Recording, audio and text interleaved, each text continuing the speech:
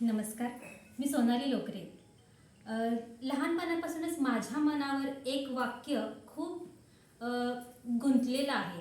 ते म्हणजे आपण मनुष्य जन्माला आलोय म्हणजे आपण आपल्या गुरुवरती भक्ती केली पाहिजे. गुरुचं खूप जास्त मनोभावे सेवा केली पाहिजे. प्रत्येकानं त्याच्या आयुष्यामध्ये गुरु हा ठेवलाच पाहिजे. मनुष्य जन्माला आपण आलोय म्हणजे गुरुची सेवा करणं हे आपलं कर्तव्य आहे आणि ते कर्तव्य आपण पार पाडलं पाहिजे. हे एक वाक्य लहानपणापासून माझ्या मनावर खूप जास्त कोरलं गेलेलं आहे. आणि माझा गुरु मला माझ्या आजीच्या आशीर्वादाने कलावती आई या मिळालेल्या आहेत. कलावती आई यांना तुम्ही सगळेच जण ओळखत असाल. त्यांनीच शिकवलेल्या एक पुस्तकामधून सोमवार प्रातस्मरण यामधलं एक भजन मला इथं सादर करायला आवडेल. श्री सद्गुरुनाथ महाराज की जय.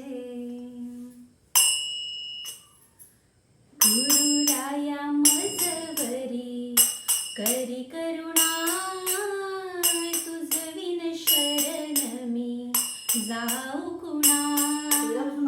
गुरुराया मजवरी करी करुणा, तुझविन शरण मी जाऊ कुणा. गुरुराया मजवरी करी करुणा, तुझविन शरण मी जाऊ कुणा. गुरुराया मजवरी करी करुणा, तुझविन शरण मी जाऊ कुणा. गुरुराया मजवरी करी करुणा, तुझविन शरण मी जाऊ कुणा. गुरुराया मजवरी करी करुणा, तुझविन शरण मी जाऊ कुणा. गुरुराया मजवरी करी करुणा, तुझविन शरण मी जाऊ कुणा.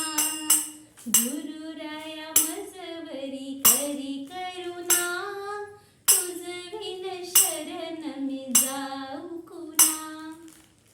तर हे जे भजन आहे ते अत्यंत पोट तिडकीने आपण बोलायला पाहिजे.